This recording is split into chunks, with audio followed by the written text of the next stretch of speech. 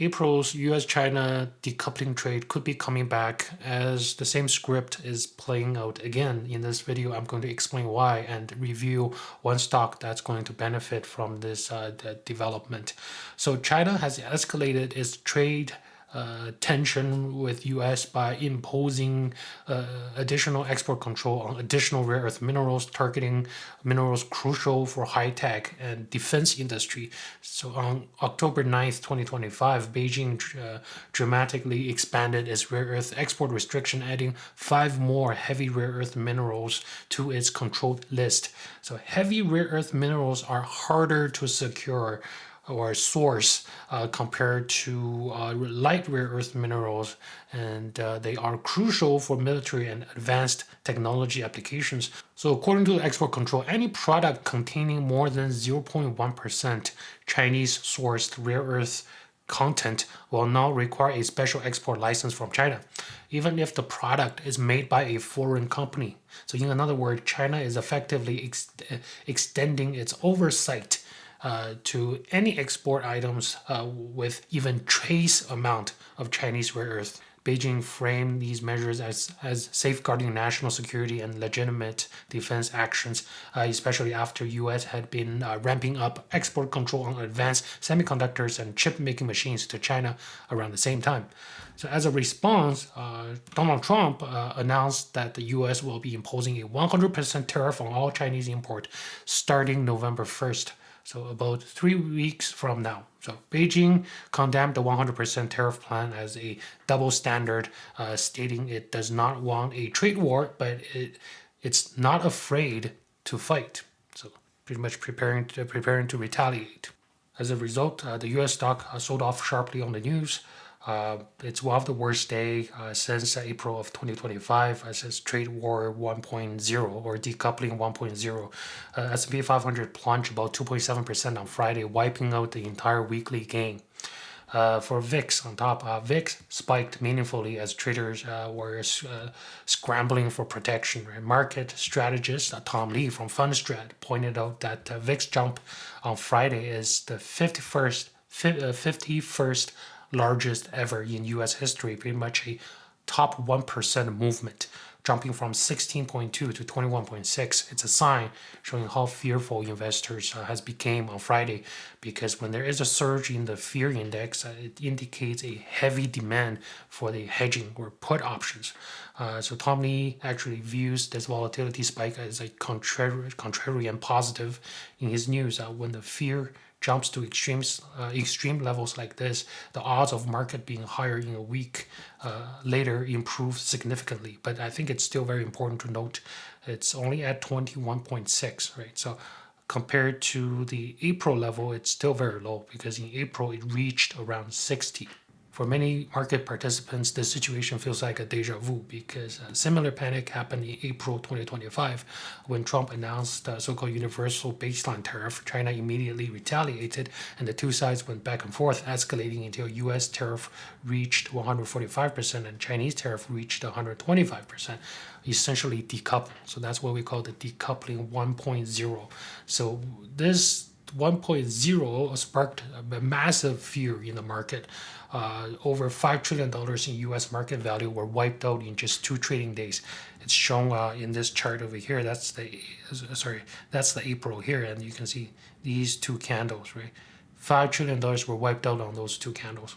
And in April, VIX exploded to the highest level since 2020. It reached around 60 level, and that's the worst since March COVID of 2020. And looking back, it's proven to be an extremely good opportunity. Once the dust settled and the temporary truce was reached between U.S. and China in June, the market staged a powerful relief rally.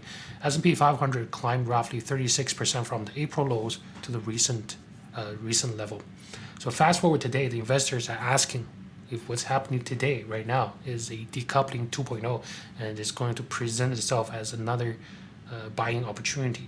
Right?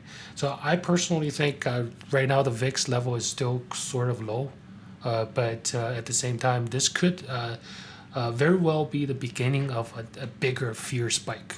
Right? There's a big possibility that decoupling can happen again. right? Because of the strong wordings coming from both sides, right? The Chinese Commerce Ministry is saying China don't want to fight, but is not afraid to fight. Also, we heard from J.D. Vance today saying Donald Trump has more cards than China. So I want to talk about the one stock I think that's going to be benefited from this development, which is NP Materials with the ticker symbol MP. And this picture is the mine the company has in Mountain Pass, California. And it's the rare earth mineral mine, and it's the only active rare earth mineral mine and processing site in the United States.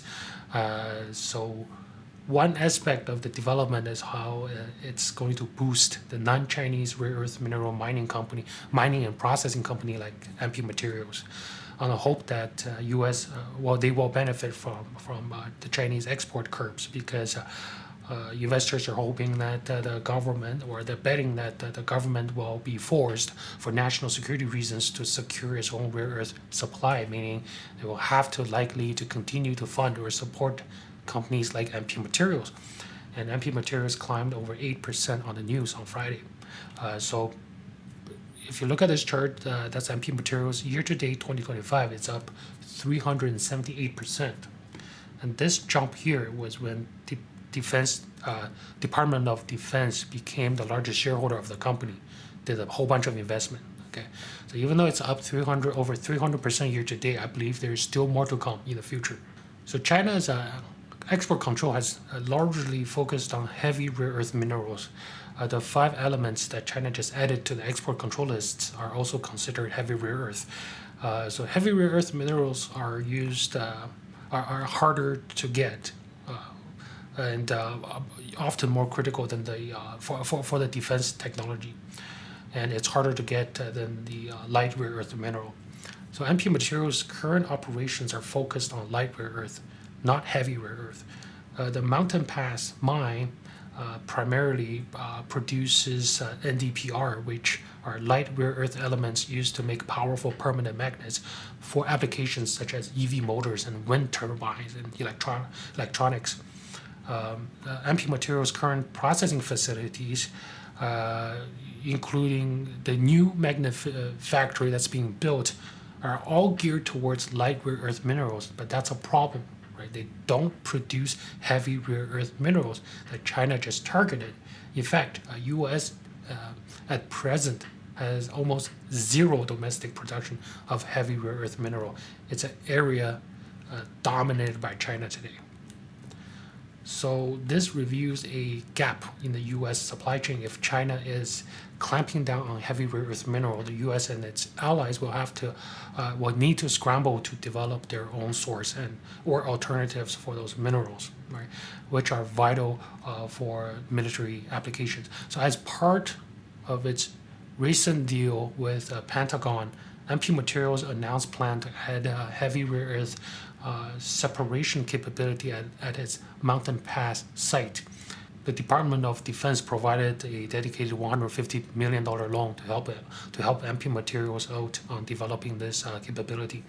But right now, U.S. companies are spending hundreds of billions of dollars every year on AI infrastructures, capital expenditures, because staying ahead of AI is crucial. But I think securing rare earth mineral supply is just as important from a national security standpoint. So when I see the government only putting $150 million on heavy rare earth development, that's not a real strategy. That's just a rounding error. So I believe much bigger investments are coming, and the U.S. will eventually have to build its heavy rare earth supply chain for national security reasons, and NP Materials and others, but NP Materials is the largest right now. NP Materials have the highest probability to benefit, and I believe the company will have a bright future ahead of itself. Thank you very much.